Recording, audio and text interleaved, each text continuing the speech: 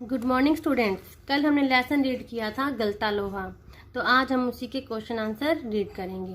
Question number 1 है, कहानी के उस प्रसंग का उल्लेख करें जिसमें किताबों की विद्या और घन चलाने की विद्या का जिक्र आया है। इसका आंसर हम राइट करेंगे धनराम। धनराम के साथ ही किताबों की विद्या और घन चलाने की विद्या का जिक्र आया है। धनराम शिल्प जाति अर्थात लोहार जाति का लड़का था। वह पढ़ाई लिखाई में कुछ कमजोर था और मास्टर जी ने उसे कहा भी था कि तुम्हें कुछ नहीं आता।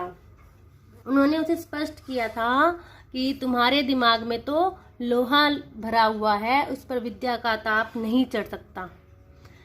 मतलब तुम्हारे दिमाग में अकल नहीं है, लोहा भरा हुआ है। जाति सूचक बात कही थी।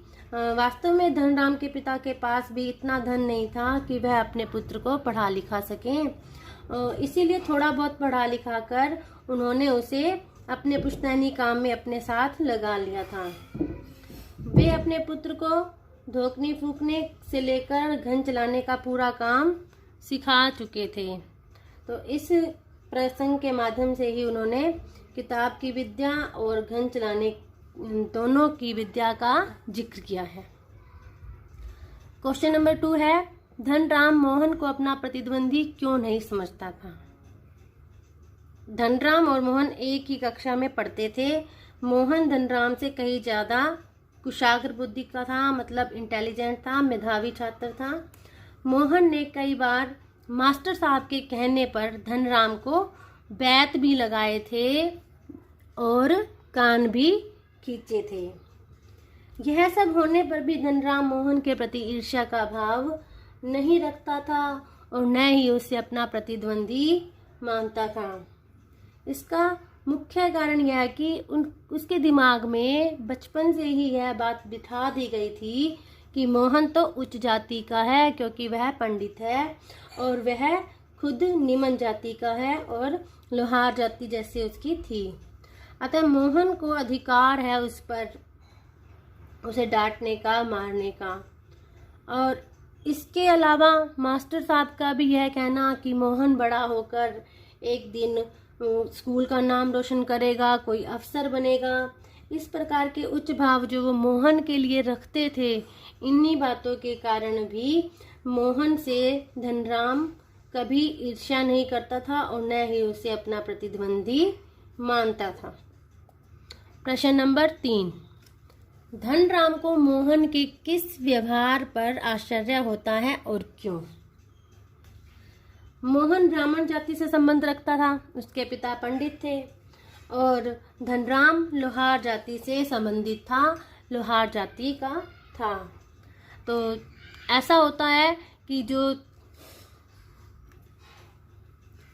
कि उच्च जाति के लोग निम्न जाति के लोगों के साथ उठते बैठते नहीं हैं।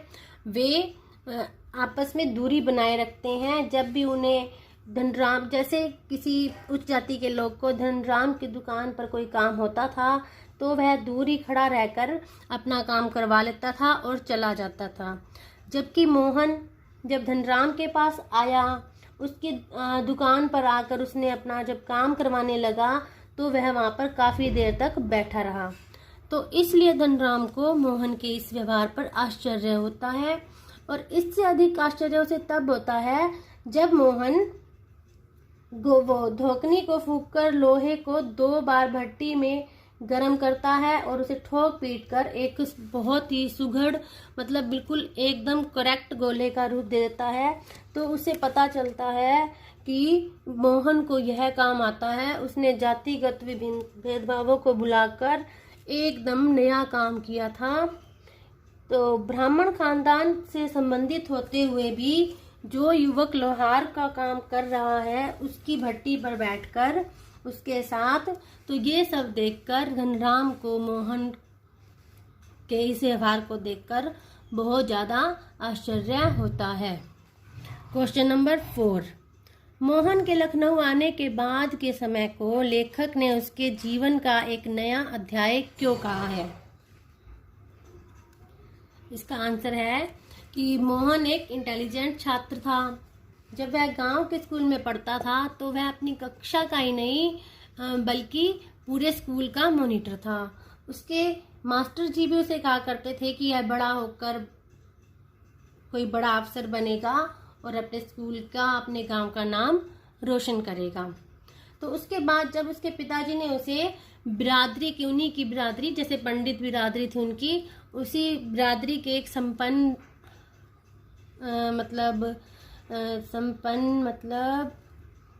धनवान लड़के के साथ में, रमेश के साथ लखनऊ भेज दिया।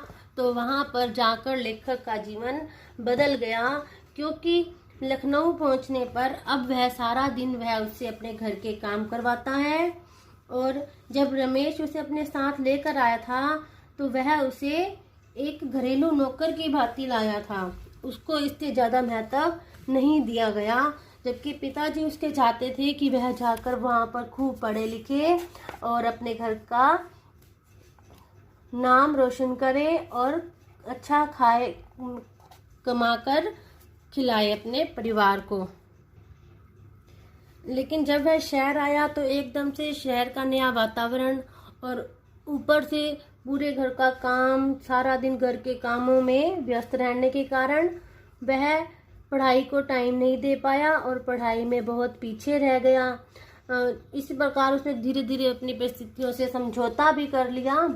तो इसीलिए कहा गया है कि मोहन के लखनऊ आने के बाद लेखक के जीवन का एक नया अध्याय बन गया। प्रश्न नंबर 5, मास्टर त्रिलोक सिंह के किस कथन को लेखक ने जबान के चाबुक कहा है और क्यों? धनराम एक निमन लोहार जाति का लड़का था। उसका पढ़ाई लिखाई में मन नहीं लगता था। जब वह स्कूल पढ़ने जाता था तो उसके मास्टर जी ने उससे प्रश्न पूछा तो वह उसका जवाब नहीं दे पाया।